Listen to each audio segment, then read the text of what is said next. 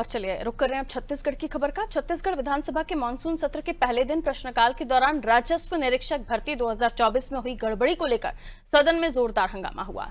BJP विधायक राजेश मूणत ने पिछली सरकार पर गड़बड़ी का आरोप लगाया तो विपक्ष ने इसका विरोध करते हुए सदन से वॉकआउट कर दिया। पूर्व मुख्यमंत्री भूपेश बघेल ने इस मामले की सीबीआई जांच कराने की मांग रखी। राजस्व मंत्री टंकराम वर्मा ने भर्ती परीक्षा में गड़बड़ी की बात स्वीकार करते हुए बताया कि 5 सदस्यीय कमेटी ने जांच में अनियमितताएं पाई हैं। अब ईओडब्ल्यू से 40 बिंदुओं पर जांच कराई जा रही है। मंत्री वर्मा ने कहा कि आगामी विधानसभा सत्र से पहले दोषियों पर कार्रवाई की जाएगी।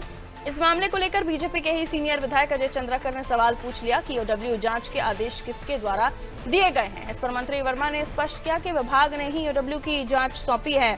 आपको बता दें, पूर्व मुख्यमंत्री भूपेश बघेल ने सरकार से पूछा कि परीक्षा कब कराई गई थी, जिसके जवाब में मंत्री ने कहा परीक्षा जनवरी 2024 में हुई, फरवरी में रिजल्ट आया। इस जवाब के बाद सदन में हंगामा और ज्यादा बढ़ गया। भूपेश बघेल ने आरोप लगाया कि सरकार दोषियों को बचा रही है। बीजेपी विधायक धर्मलाल कौशिक ने भी पूछा कि क्या सरकार को सीबीआई पर भरोसा है।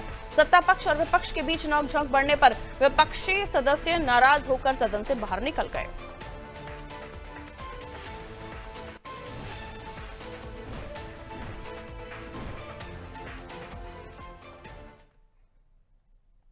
और खबर पर जानकारी के लिए कुलभूषण हमारे सहयोगी हमारे साथ जुड़े हुए हैं। कुलभूषण, छत्तीसगढ़ विधानसभा का मानसून सत्र का पहला दिन जोरदार हंगामा रहा, अलग अलग मसले उठे, लेकिन सबसे ज्यादा राजस्व निरीक्षक भर्ती परीक्षा को लेकर गड़बड़ी का जो मामला सामने आया, प्रश्नकाल के दौरान जो सवाल लगाया गया था, ये पूरी जानकारी इसको लेकर दीजिए। विवाद क्या हुआ और अंदर फिर क्या कुछ हुआ?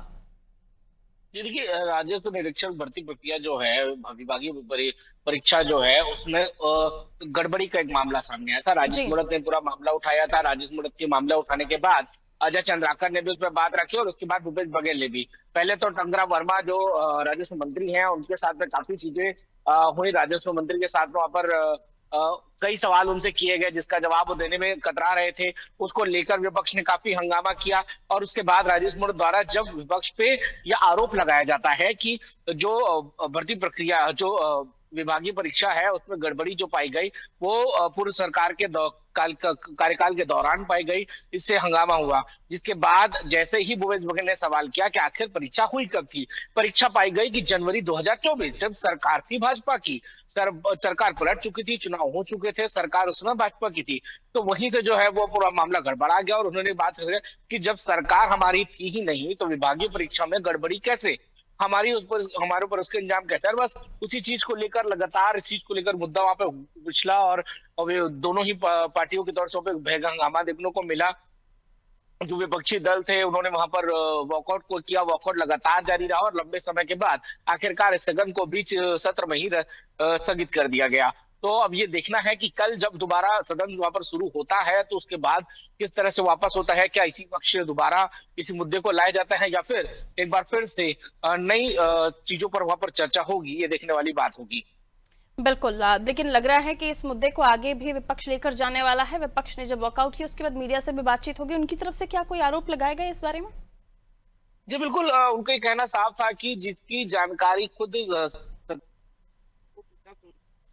बस विपक्ष पर आरोप लगा रहे हैं। जब है कि उनकी परीक्षा किस विभाग द्वारा ली गई, कैसे हुई, किसमें कहा गड़बड़ी पाई गई, आपने बिना जाने, बिना परीक्षा जाने 5 सदस्यीय टीम का गठन कर दिया और 5 सदस्यीय टीम ने पिछली सरकार को दोषी भी मान रहे हैं, ये कैसे मुमकिन है? जब उस समय सरकार थी ही नहीं, जब विपक्ष की सरकार उस समय मौजूदा थी ही नहीं, तो उसके दोषी कहां से आ गए?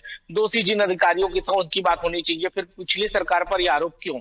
तो इन्हीं सब चीजों को लेकर अभी बातचीत है और यकीनन तौर पर कल जब दोबारा सदन शुरू होगा तब दोबारा इसी चीजों पर दोबारा से बातचीत होगी। जी बिल्कुल, यानी अब देखना होगा कल का जो सत्र होगा उसमें क्या कुछ होता है। बहुत शुक्रिया कुलभूषण जानकारी के लिए।